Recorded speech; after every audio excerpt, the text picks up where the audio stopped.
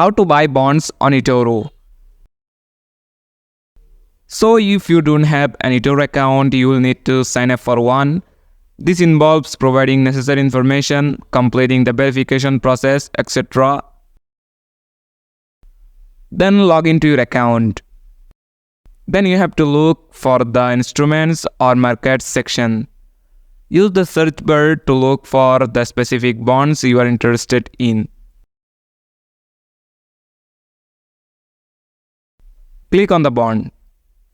Review the details of the bond like its price and efficiency.